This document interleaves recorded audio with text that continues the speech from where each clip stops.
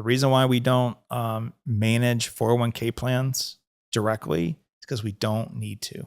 Nope. The plans, the company or the union, whoever you want to give credit to, has developed a very ultra low cost 401k plan with exactly the right funds that you need to be successful. And everyone else trying to move to the brokerage link to manage assets there because they think they can beat the S&P 500, you can't.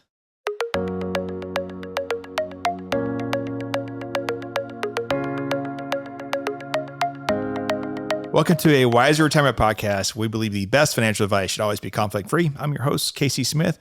Guiding you to financial freedom today is my co-host, Missie Beach, the world's best financial planner. Today, we're going to talk about pilots and maximizing their 401k contributions. Hey, Missie.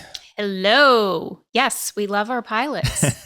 So Missie should have wings at this point. She understands Delta, American, United, Southwest, all the stuff that I've been carrying around with me for years. Missy now has in her head, so it's great. Here now.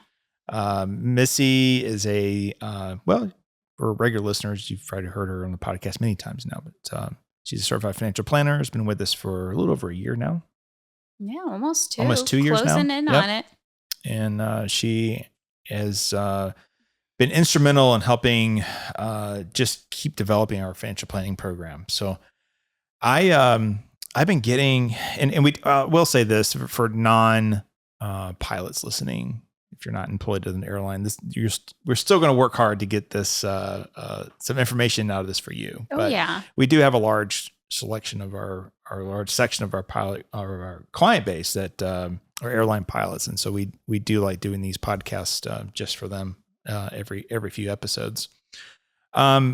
Speaking of which, so I've gotten some interesting texts here recently from fellow pilots. I usually get, "Hey, dude, check this out," and then they'll send me a picture of what they're looking out the window, or some trip they're on or whatever. But I've had one call me actually. He's like, why do I keep getting all these phone calls from other financial advisors? And I said, what do you mean? He goes, phone call. He's like, I get phone calls from like guys like Northwestern Mutual and some Merrill guy was calling him, and I tried to explain to him that your pilot information is in a public database.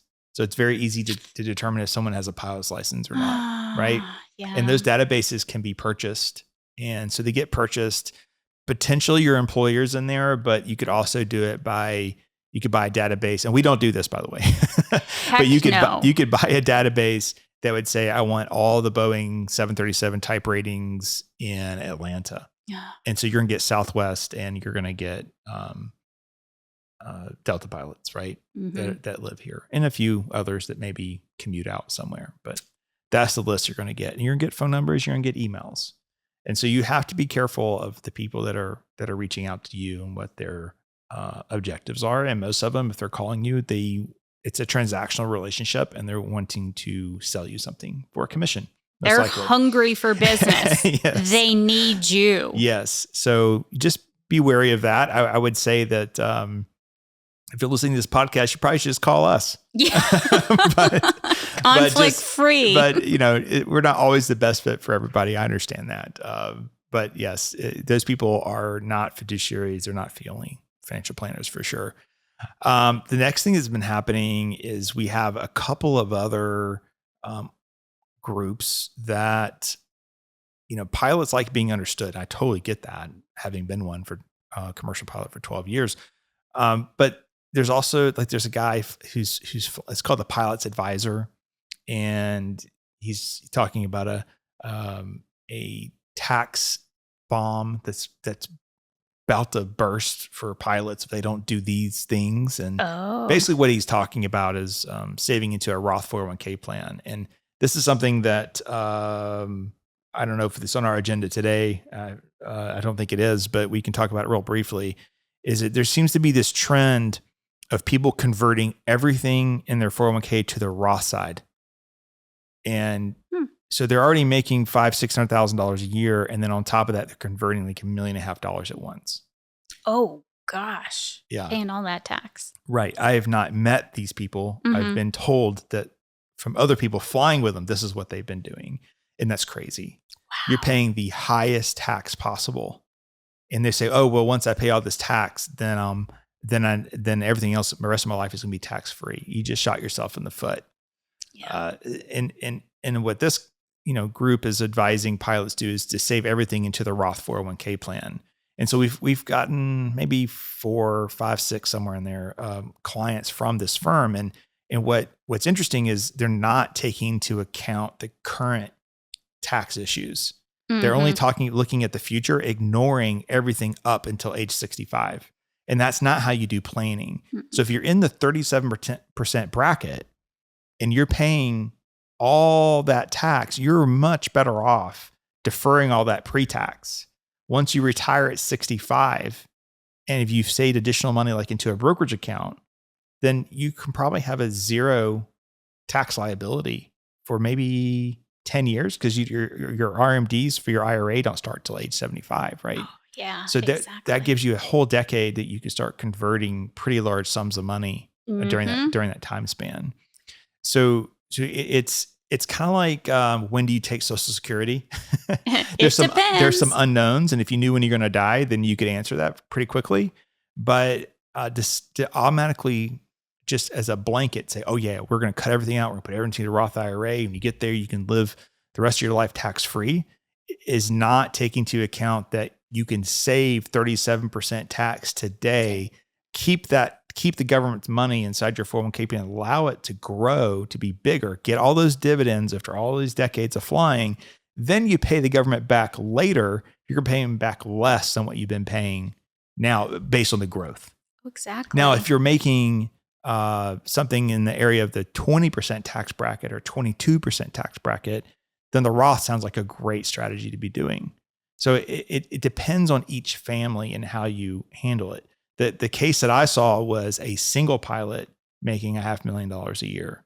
And there is no way a Roth strategy makes any sense. Yeah, interesting that would even be advised. Correct. Because, it's a one person, so it's not like legacy planning for the second gen or anything like that. So what I'm finding is in RAA, which is an Allworth company now, it's the same thing, is that there's no CPA on staff. There's not estate planning on staff. They're not thinking about the big picture. They're only collecting assets to manage to collect an asset management fee. And that's what's wrong with the RIA industry right now. Now, for those who don't know what that means, in our world, there's brokers. So you get the Merrill guys and Northwest guys.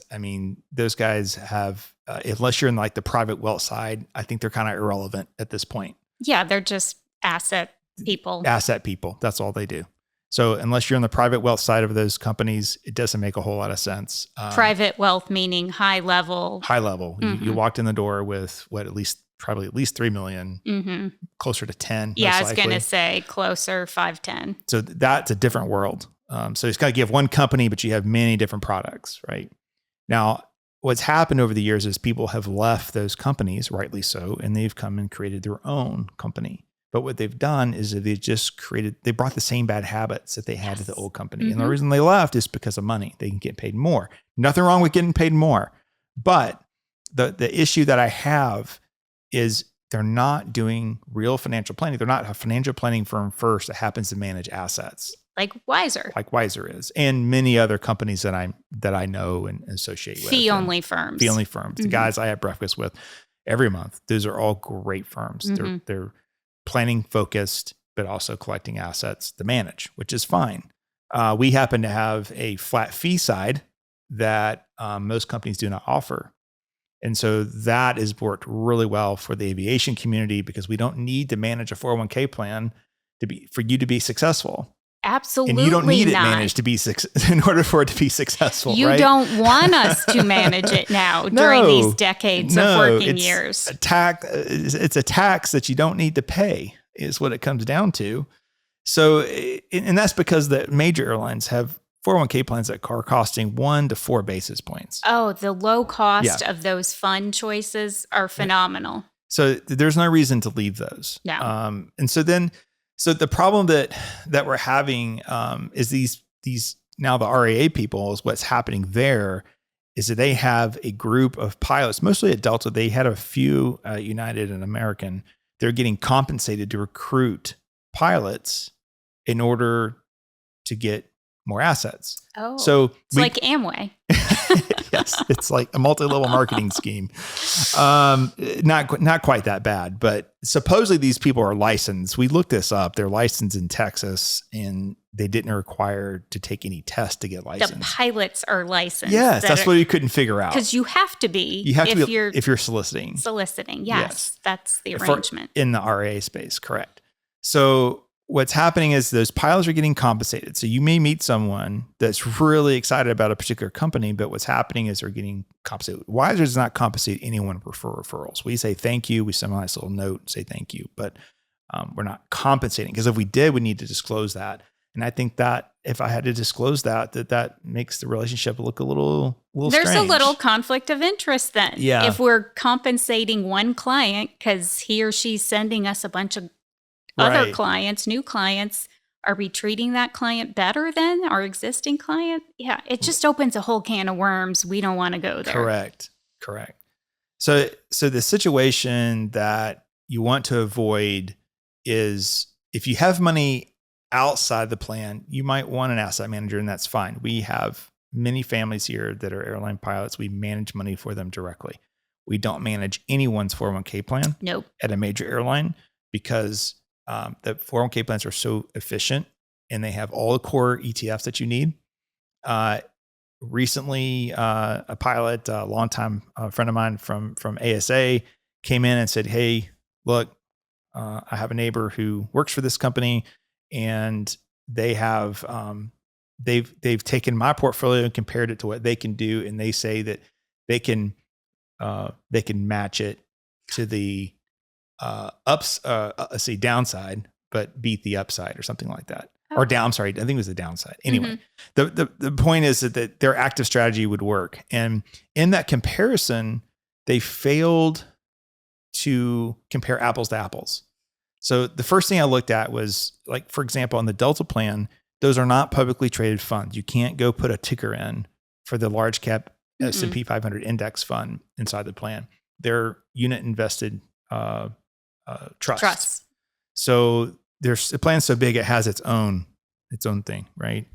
So what I told him was like, well, the problem is he in his selection, his average expense ratio was like 0.25%. Oh, for the Delta plan? For the Delta plan, where it's really costing 2. So instead of putting in BlackRock ETFs, he should have put in Vanguard ETFs, and even then have been a basis of 0.2 higher, but not make a huge difference. Right. And then the next part was comparing their model. Well, was their model, and Andrew, our key in data here, he can attest to this because he's a CFA. But when you compare your current portfolios, you just can't go to your model and say this is what it was, because that model changes over time. Yeah. So you have to show a composition, the history of that model and what that real rate of return was. And I'm pretty sure that's not what was shown. That was not a true representation of what their model was. So you just have to be really careful when you're working with these people that they're not trying to pull the wool over your eyes, because, if they're going to charge 0.5%, but they assume the plan costs 0.25, they don't have to beat it by 0.25. Yeah. They literally have to beat the Delta plan by at least 0.5% each year, period. And as far as performance goes, we can capture more of the upside and less of the downside. I call BS on that. So obviously a CFA was not calculating these things I on don't their think side. So. I think it was just like a guy who tries to sound really smart. Wow. That's like egregious. I mean, it could be. If the SEC was looking at that proposal, they would not have been happy. No. That's my assumption. And if you're working specifically with Delta pilots, you should probably have a better idea of what was actually in the plan. Yeah. Instead of, hey, what's your allocation? You know what the allocation is. So just compare what you already know about the plan. Yeah, So well, that was a not little knowing confusing the to me, is like- underlying fund fees is kind of like Delta 101. Right, exactly. So there's just a lot of this is happening. Wow. The cold calls, and then people just getting aggressive, and there's just really, it hurts me because, I did not fly at Big Delta. I flew at a regional for Delta.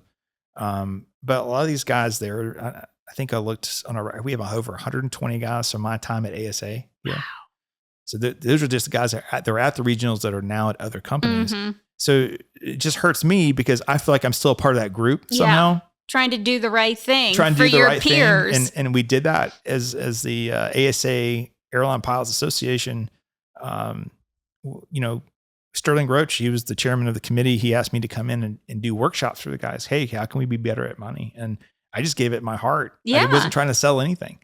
No, you're just another pilot. Yeah, I was just like flying with these guys as a new first officer. I'm like, people are really stupid with their money here. We got to fix this. Mm-hmm. So it just hurts me that to see you fully expect outsiders coming in. Yeah. But when you have pilot on pilot crime. Yeah, that's bad. it makes me sad. Internal crime.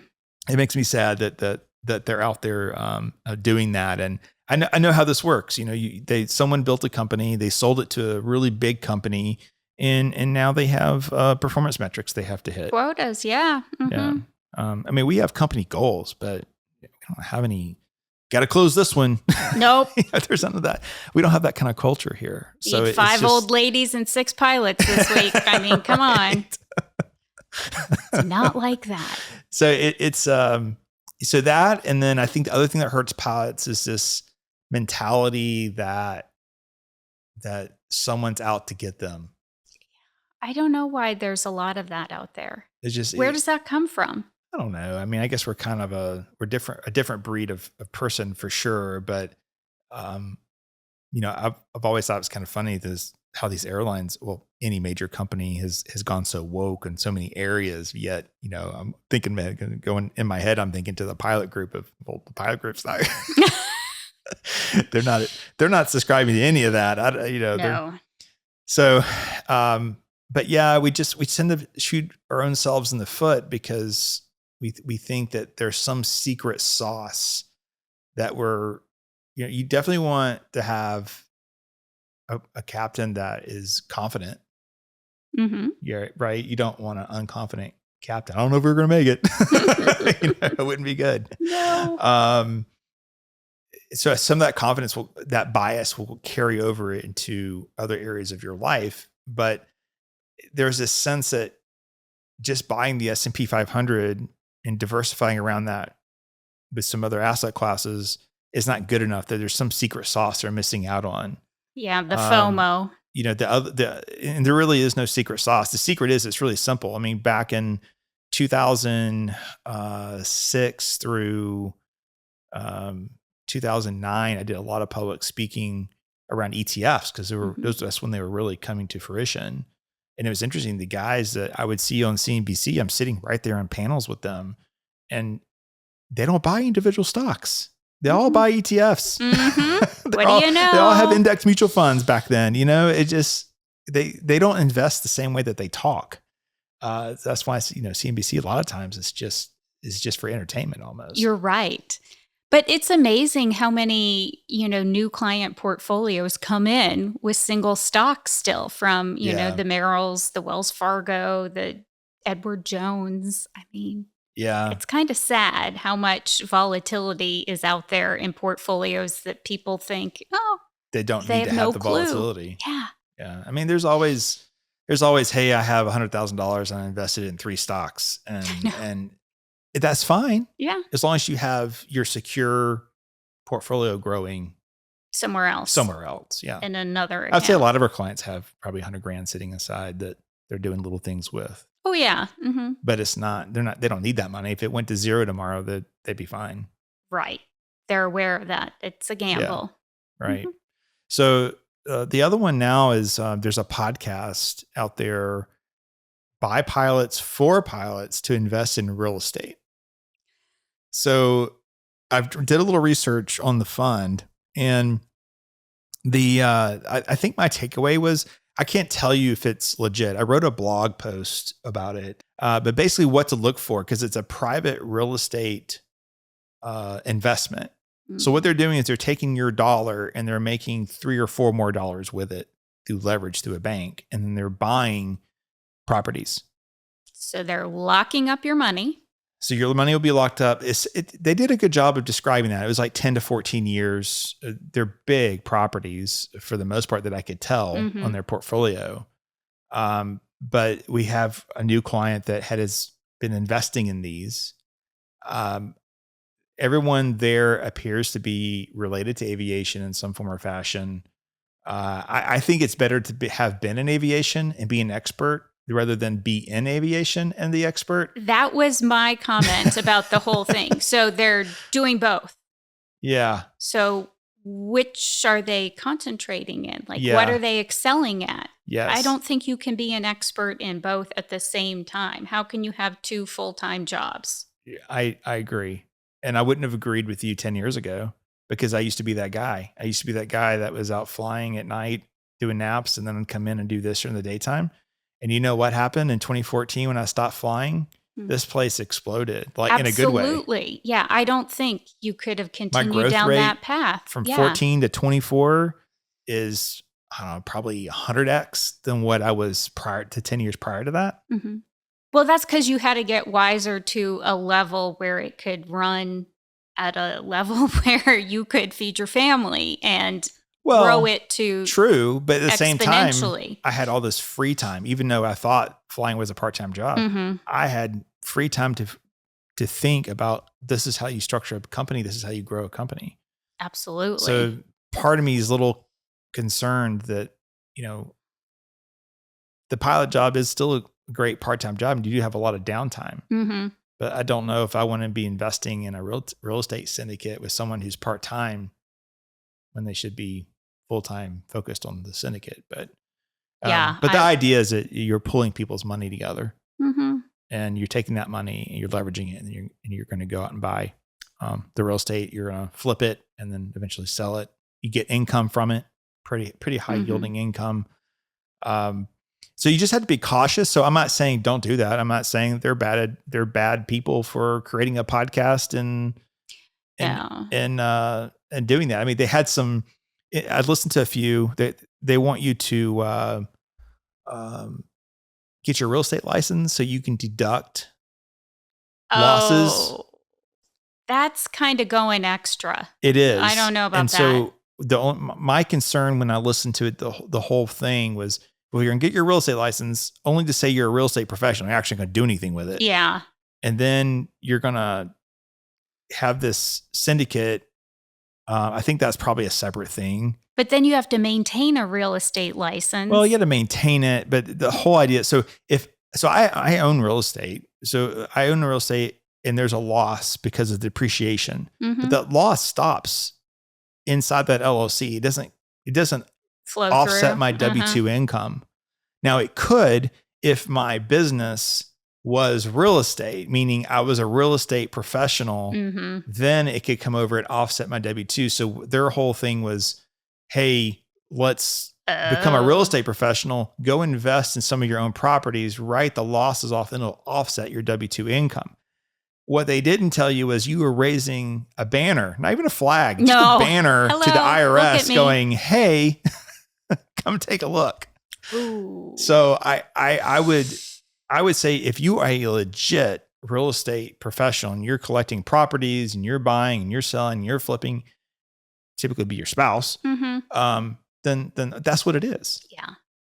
But I wouldn't go do that, because what happens is this: pilots will do it half-assed. Yeah, exactly. And well, say, they told me I've been looking for a real estate property. I guess you have to have one to have the losses, but I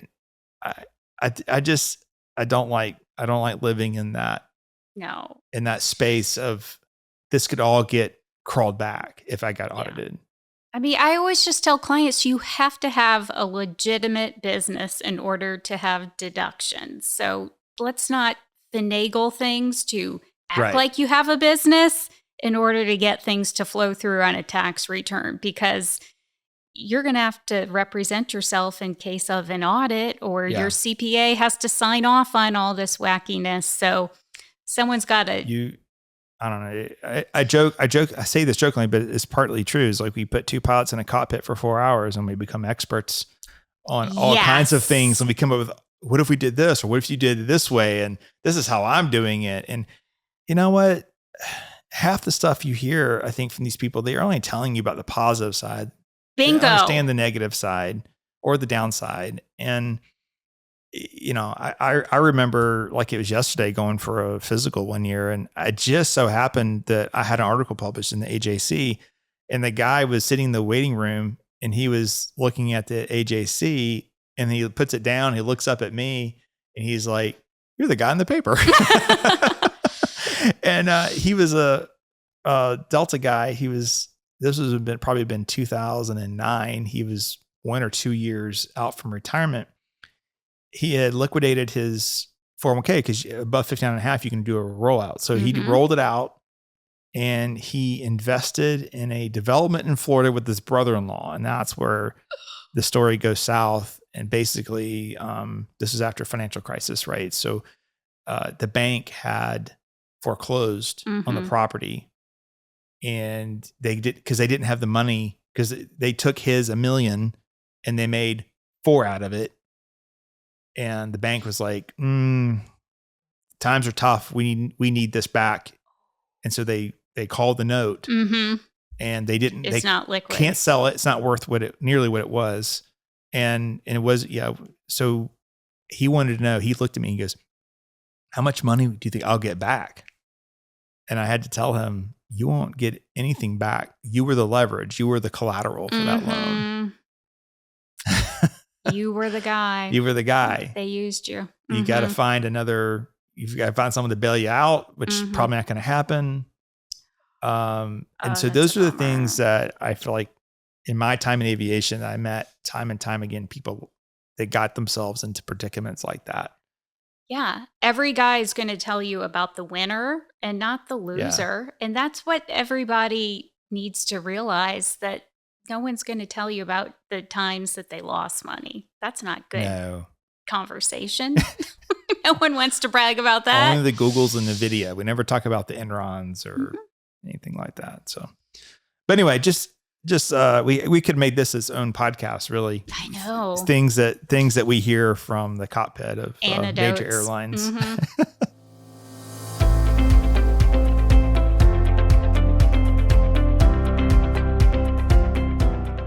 Are you curious why annuities keep coming up as a potential investment option? People are often told that annuities can effectively mitigate investment risks and help secure their financial future. However, annuities often benefit the salesperson and might not be the best choice for you as a consumer.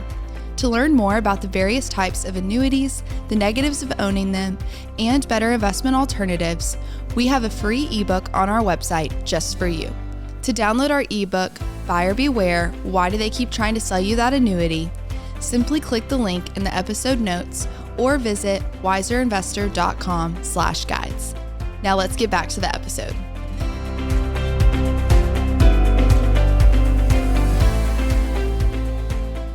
Let's go ahead and work through 401k plans. This would apply to any airline, not just Delta. We're most familiar with Delta, Southwest, United, American, because we have so many clients there, but we also have clients at Alaska. You can do this at any of the major airlines.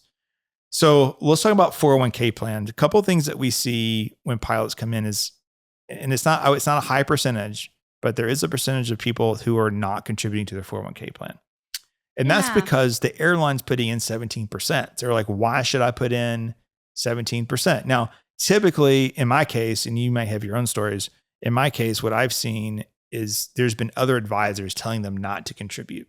So we had a Northwest Mutual guy that had convinced a pilot not to save into his 401k plan at all, and to like send him $10,000 a month for a whole life insurance Be policy. His own bank. Be his own bank. Life insurance. We're going to do a podcast episode just on that, Hadley. We need to write that one down. being your own bank with whole life insurance, and I say that sarcastically, it's just a technique these guys are using to sell product, but I want to break that one down. Thank you. But so anyway, I don't think that's the best strategy unless you're like a brand new hire. So we're talking about everybody with 2+ years of seniority here. I think that for tax deferral purposes, you want to be contributing that money into the 401k plan. You're not going to lose the matching. It's not like a pension. No, absolutely. But in most cases, I have not seen where not contributing was good for you. No, I what can't people make a aren't case. taking into consideration is inflation. So it's like when the market-based cash balance plan came out, people were like, I don't need to do that. I'm in my early 30s. I'm going to have $11 million in my 401k when I retire already. Mm-hmm. True. You should have $11 million in your 401k. You know what else you're going to have? Milk. Milk's going to cost $35 a gallon. Oh, yeah. It's called inflation. We're showing clients in retirement taking out $500,000 a year just for regular living expenses. Correct. And that's nothing extravagant. You can't forecast future dollars and then compare it to current day pricing. Exactly. That's apples and oranges. It's not even apples. It's like apples and grass. It's not even a fruit. It's not even a fruit. It's something totally different. Okay. Right? Yeah. That's a new one. Apples and grass. That'll be a clip. I bet you. All right. So the point is you're doing your math wrong because you can't use future dollars in present value. You have to use future dollars with future costs. Yeah. And we can calculate that. We're good at that. So then we go to the other extreme, which are people that are super funding their 401k plan. So how that works is you have the company puts in 17% up until the IRS maximum that can go in. So we're going to call it $69,000. It's not quite that right now because 24 it went up by inflation, but we'll call it 69,000 the max if you're under the age of 50. So what's happening? Okay, so you have that coming in. Then you have the max you can put in, so 23,000 into the 401k Roth or the pre-tax 401k to combine. That's 23,000. Then you have a 401a. That's the after tax. Yes. So the after tax portion is money that's not deducted, does not grow tax free, but there's a trick that you can then put that into your Roth each month. The plan can convert it right away. From after tax to Roth. So you don't get a tax deduction. So here's how you super fund a 401k. You basically contribute as much as you possibly can until you get to hit the 23,000 as fast as possible. Once you've maxed that out, you switch to the after tax. And then you are seeing how much after tax money you can get in before you hit the maximum of $69,000. Absolutely. Once you super funded that, the company can't put in the 17% anymore. It rolls into your market-based cash balance plan. Ding, ding, ding. Right? Or if you didn't elect into that, then it would come to you in a paycheck. Yep. Which I don't know why you'd super fund your 401k if you didn't do the market-based cash balance plan.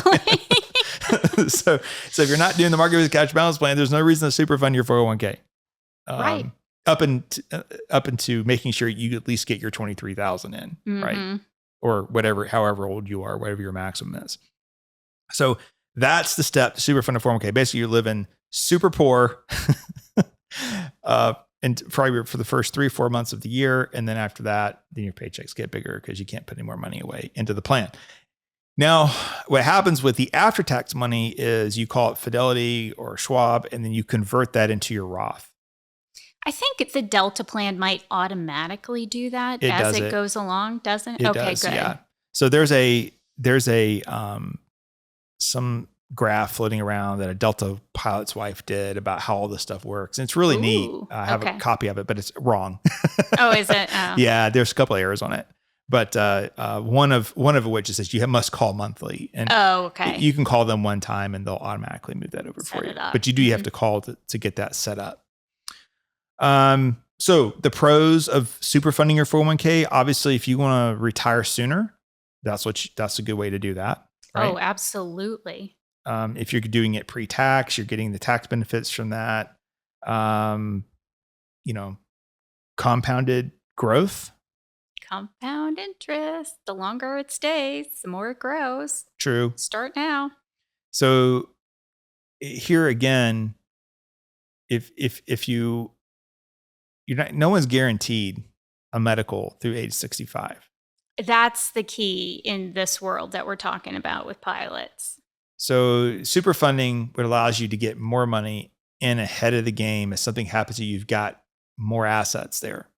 But you also have a great disability plan that you're still getting the 17%. I know. You're not putting your money in, but you're still getting the 17%. So it's not like you have to do this to be extra cautious. No. In fact, I would argue that you just contribute normally throughout the year and you put the money into a brokerage account. And then put it in. Yeah. That's one strategy I've been reading about. Yeah. Well, what are you going to say? Put it in. Oh, yeah. Put it in the after tax at the end of the year. So your growth is in the brokerage account as a long-term capital gain asset. Yes. And then you just put it in to the after tax account at the end of the year. Well, jack up your percentage. Yeah. Okay. I wasn't going that direction. Oh, okay. But that's something that you could put in the brokerage account, but you have to manipulate your paycheck. Exactly. It's a little more management. At the end of the year, the pilots aren't going to have room. Oh, true. Because of the 17% going in. Yeah, you're right. Right. So that would knock them out. So that would work for probably our other listeners who don't have a 17% contribution. Yeah, on the company side. But the company's going to max you out. If you're making over 225, actually a little south of that now, I think, you're going to, or actually it'd be north of that because of the increase. So probably around 240, you're going to hit that max by default. What I was referring to is what we call our opportunity fund. Oh, yeah. I'd rather, instead of just throwing it all into after tax and converting into the Roth, I'd rather have it not count it toward my retirement, put it into a brokerage account, let it build there, and you can manage it very tax efficiently. So for example, balances over typically 300,000, we can do direct indexing. So we can buy the S&P 500.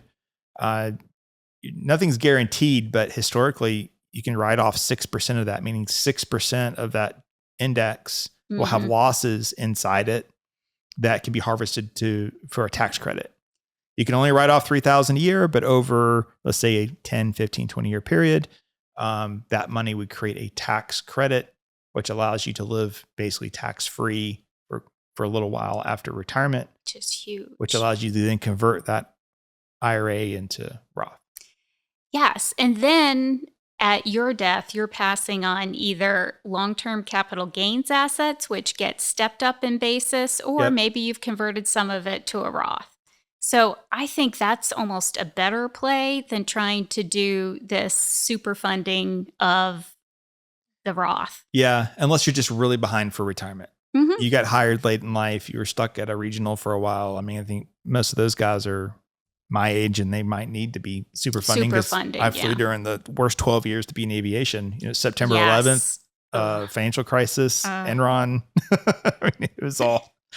You picked it. Every bankruptcy, every major was in bankruptcy. U.S. Airways went in bankruptcy twice. So yeah, if you're those guys, we're probably trying to catch up, a little bit over a lost decade in aviation. But for the new guys, for sure, that I don't know. There's much reason to be doing.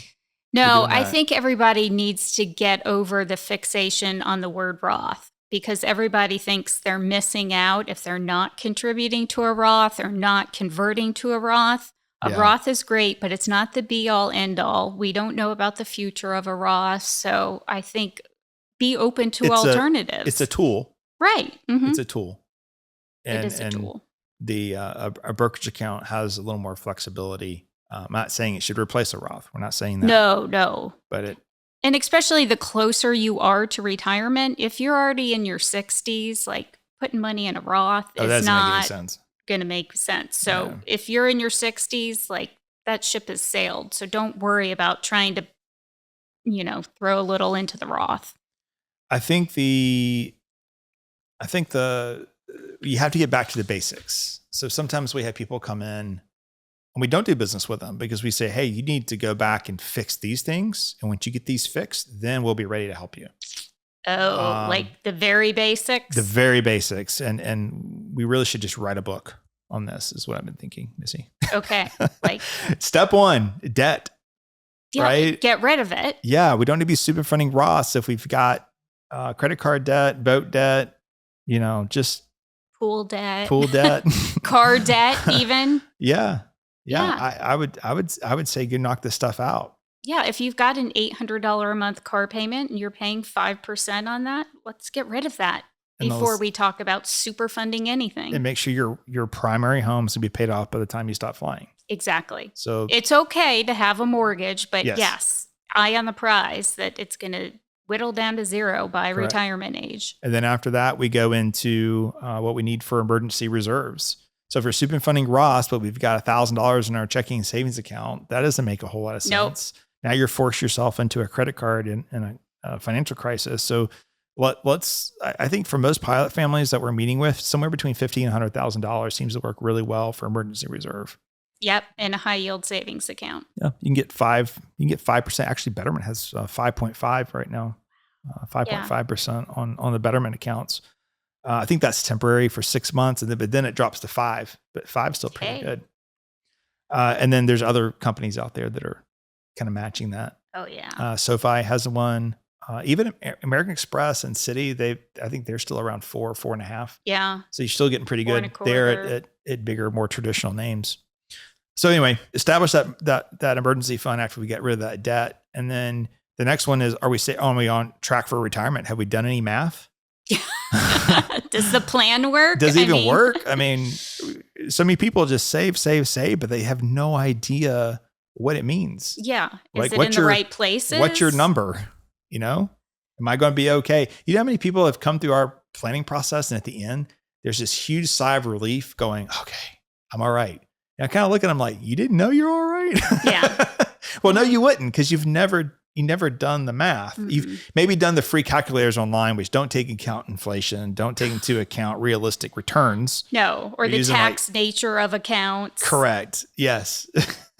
That's right. They're not taking tax out on your IRA distributions. So therefore, yes, your plan is on track because you're living your entire life tax-free because the creator of the calculator didn't build that in. 6% didn't work. Let me adjust that to 7%. Okay, great. Yes. I can retire now. Exactly.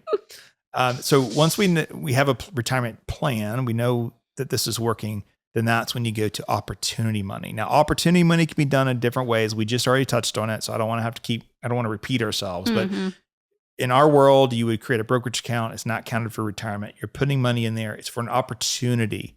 Maybe you're a senior captain. You're putting thousands of dollars in there every single month.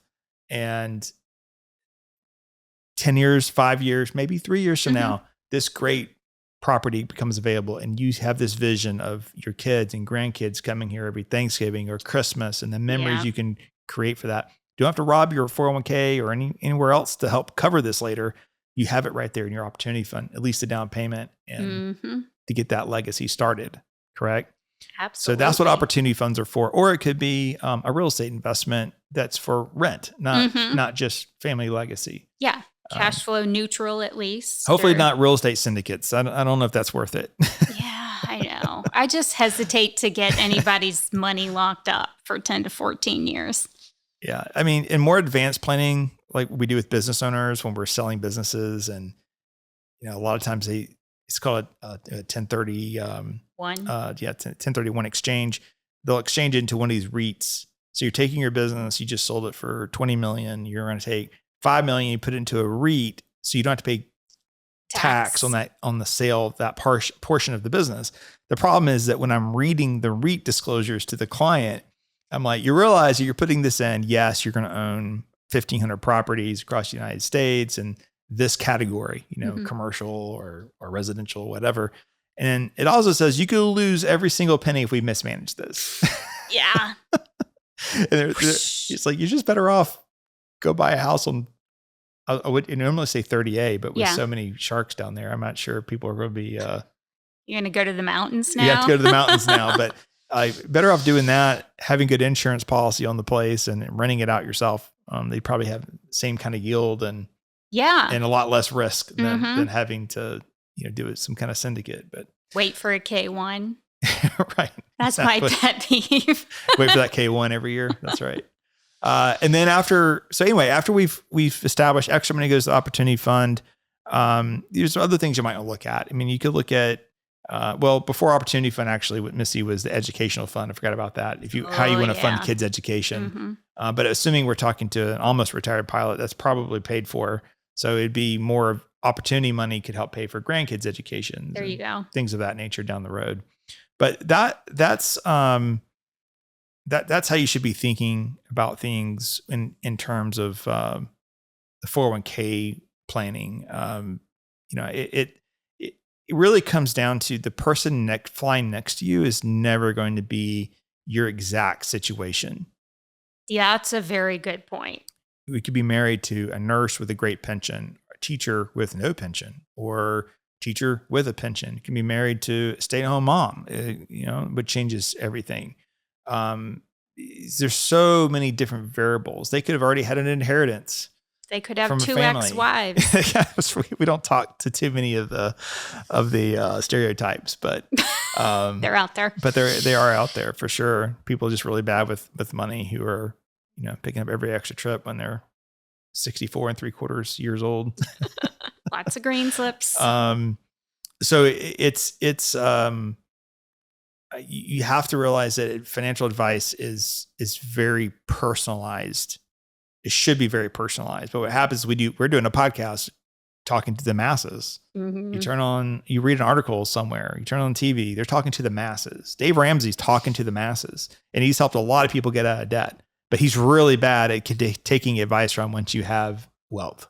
Oh yeah, he's not built for that. He's not built. He's trying to be, but he's not. Even the advisors, in order to be an advisor, you have to pay him a royalty, a fee, to be one of the smart investors. Oh, really? Dave Ramsey. Yeah, it's like $6,000 a month. It's crazy. Holy cow! Depends on which market you're in, but you have to pay him a fee, which is not a horrible thing. I mean, sure, using his name, platform brand to boost your platform, but what I get frustrated with in that program is that you could be a sales guy or you could be a fee-only fiduciary firm like us. So there's no distinction. You're just paying him money. I'm surprised he would take sales guys on his platform. That's all he would take for the longest time. Really? Yeah. Well, then how are they going to help people get out of debt and plan? No. You only contact them after you're through that baby step. Oh, okay. Yeah. But he believes that you buy a index mutual fund, A share, you pay the commission, and you never talk to the guy again. And that's not how humans are wired. No. And people would never do that. Oh, no. not with as much money as you would end up putting into it over time. But oh, wow. Yeah. It's a little distorted. Yeah. But he's great at getting people out of debt. Yes. The point of all that was that there's a lot of information out there for the masses. You need to get a personalized plan honed in just for you to understand what your blueprint is and what you're doing. Absolutely. That's the important thing. Stay away from annuities, stay away from whole life insurance policies. Stay away from products. Stay away from products and focus on a good process and review that process every year to 2 years. That's the key to success. And quite honestly, the reason why we don't manage 401k plans directly is because we don't need to. Nope. The plans, the company or the union, whoever you want to give credit to, has developed a very ultra low cost 401k plan with exactly the right funds that you need to be successful. And everyone else trying to move to the brokerage link to manage assets there because they think they can beat the S&P 500, you can't. Well, that's not being a fiduciary can't. Move it over. There, you fly into White Plains, New York, and you see these huge houses. Those are all the hedge fund guys and all that. Those guys don't beat the S&P 500. Nope. So you think that you can, or you think that some Allworth Financial can beat the S&P 500? No. Statistically, you can't do it. The people that are successful are the ones that create repeatable processes over and over again inside their portfolios of just investing. Every time you get a paycheck, you're investing it, and you're putting majority of that in the S&P. Absolutely. If someone could beat the S&P, wouldn't everybody in the world be investing with that one person? Absolutely. I mean, it's all tracked. It's not just made up by Casey. no. It's all tracked. Because we would all be investing with that guy. Correct. Or woman. Correct. So the SPIVA report comes out every 6 months. And the last report that came out over a 20-year period, 98% of fund managers failed to beat the index. Wow. Yeah. S&P 500 index. It's even worse, how can you get much worse than 98% losing rate, but it gets worse in other asset classes. Oh, I bet. Yeah. So you got to focus on the process and not the individual holdings like everyone thinks that you have to do. People are so surprised. Yeah. Again, that's the easy part. That's why we're a planning firm that does asset management, but it's planning first, because the planning is the part that makes you win, not the portfolio. Yeah, that's why we love the planning. All right, Missie, great conversation.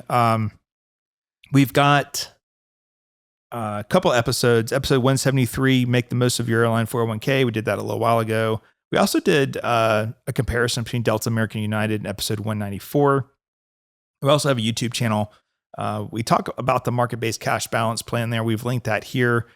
The choice of whether to be in or not for Delta is over. All new hires will automatically be in it. However, United and American, once you guys get yours, you'll be able to opt in and out, is my understanding. The United one, you can opt in and out at different times as well. And that's because you have a healthcare option in addition to the market-based cash balance plan.